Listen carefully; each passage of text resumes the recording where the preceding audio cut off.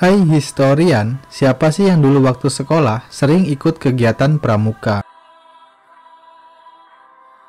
Wah, pastinya seru kan? Apalagi ketika malam api unggun. Pasti ngangenin sekali ya masa-masa tersebut. Jadi, bagi kalian yang sedang merindukan masa-masa tersebut, yuk mari kita sedikit bernostalgia untuk mengetahui sejarah dan awal mula berkembangnya kegiatan pramuka ini di Indonesia. Sudah kita ketahui bahwa pramuka merupakan salah satu kegiatan yang sering diadakan, terutama bagi para pelajar di seluruh Indonesia. Bahkan, ada kegiatan rutin yang berkaitan dengan pramuka ini, dan biasanya diperingati 5 tahun sekali dengan nama Jambore Nasional atau Jamnas, dengan peserta seluruh kabupaten dan juga kota di seluruh Indonesia. Kata pramuka sendiri merupakan singkatan dari Praja Muda Karana yang memiliki arti sebagai rakyat muda yang suka berkarya. Sedangkan dalam dunia internasional, pramuka diartikan sebagai Boy Scout atau kepanduan. Lalu bagaimana sih sejarah dan juga asal-usul dari lahirnya kegiatan pramuka ini di Indonesia? Yang akan kita bahas dalam 3 masa, mulai dari masa kolonialisme Belanda, kolonialisme Jepang, dan setelah kemerdekaan Indonesia. Untuk lebih jelasnya, yuk simak terus penjelasan berikut ini. Tapi sebelum lanjut, mohon dukungannya dengan klik tombol subscribe dulu ya, dan nyalakan juga loncengnya, karena akan ada banyak informasi menarik dan bermanfaat seputar edukasi dan tutorial lainnya. Yang pertama, cikal bakal lahirnya pramuka di Indonesia.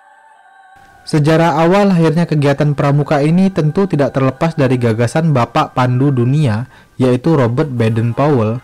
Beliau merupakan orang yang menggagas lahirnya pramuka yang kita kenal saat ini. Ide cemerlang beliau ini ia tuliskan dalam sebuah buku yang berjudul Scouting for Boys, yang kemudian menyebar ke berbagai penjuru dunia, termasuk ke Indonesia. Dan di Indonesia sendiri, awal mula munculnya kegiatan pramuka ini dimulai ketika orang-orang dari Belanda datang ke Indonesia dan mendirikan sebuah organisasi yang mereka beri nama sebagai Nederlandisch Padvinders Organisatie atau NPO pada tahun 1912. Selang 4 tahun kemudian, organisasi ini kemudian berganti nama menjadi Nederlandisch Indisch Padvinders Vereniging atau NIPV pada tahun 1916. Sedangkan organisasi kepanduan pertama yang menggunakan bahasa Indonesia didirikan oleh Mangkunegara ke-7 dengan nama Javanese Padvinders Organisatie atau JPO pada tahun 1916. Organisasi inilah yang kemudian menginspirasi lahirnya berbagai organisasi baru di Indonesia kala itu, seperti Hizbul Wathan atau HM pada tahun 1918, Jong Java Padvinders atau JJP pada tahun 1923. Kemudian ada juga Nasionale Padvinders, Nasional Indisch Padvinders, dan juga Pandu Pemuda Sumatera atau PPS. Namun, karena semakin banyaknya organisasi yang muncul dan menggunakan kata Padvinders, di mana kata Padvinders ini merupakan kata yang berasal dari bahasa Belanda, sehingga akhirnya pihak Belanda pun melarang orang Indonesia untuk menggunakan kata Padvinders di setiap organisasi kepramukaan yang mereka buat. Sehingga akhirnya Kiai Haji Agus Salim kala itu mempopulerkan kata pandu atau kepanduan sebagai bentuk organisasi kepramukaan di Indonesia. Hal inilah yang kemudian memunculkan sebuah organisasi baru yang bernama PAPI atau Persaudaraan Antar Pandu Indonesia pada tahun 1928, yang mana organisasi ini didirikan oleh berbagai organisasi yang sebelumnya telah terbentuk dan bergabung menjadi satu di bawah naungan PAPI. Dan seiring berjalannya waktu, kemudian organisasi PAPI ini berganti nama menjadi Badan Pusat Persaudaraan Kepanduan Indonesia atau BPPKI pada bulan April tahun 1938. Badan ini kemudian merencanakan sebuah kegiatan yang bisa diikuti oleh seluruh peserta di Indonesia. Dan kegiatan tersebut diberi nama All Indonesian Jambore. Namun, karena beberapa hal, rencana tersebut akhirnya tertunda dan kemudian kembali muncul dengan nama Perkemahan Kepanduan Indonesia Umum yang disingkat sebagai Perkino dan diadakan pada 19 hingga 23 Juli tahun 1941 di kota Yogyakarta.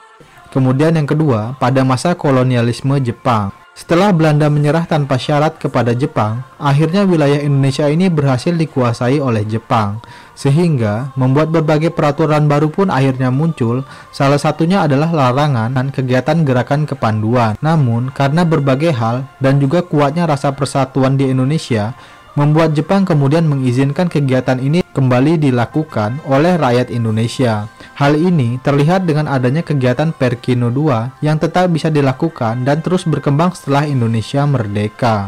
Kemudian yang ketiga, lahirnya Pramuka di Indonesia.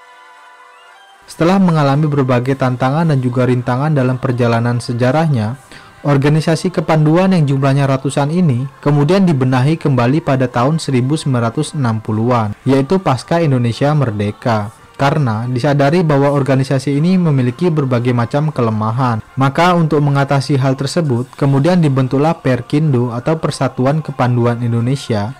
Namun, sayangnya hal tersebut masih juga terkendala karena kurangnya kekompakan antar anggota yang tergabung di dalamnya. Kemudian, sebagai tindak lanjut dalam upaya tersebut, dilakukan kembali pada 9 Maret tahun 1961. Presiden Soekarno kemudian mengumpulkan tokoh-tokoh dari gerakan kepramukaan di Indonesia. Bung Karno mengatakan bahwa organisasi kepanduan ini harus diperbaharui dan dilebur menjadi satu dengan nama Pramuka atau Praja Muda Karana. Dan dalam kesempatan ini, Presiden kemudian membentuk panitia pembentukan gerakan Pramuka yang terdiri dari Sultan Hamengkubuwono ke-11, Profesor Prijono, Dr. A. Aziz Saleh, hingga Ahmadi. Bahkan di Jakarta kegiatan ini dihadiri sekitar 10.000 anggota. Gerakan Pramuka ini mengadakan apel besar yang diikuti dengan pawai besar di depan Presiden dan kemudian berkeliling di kota Jakarta. Dan peristiwa perkenalan ini dilakukan pada tanggal 14 Agustus tahun 1961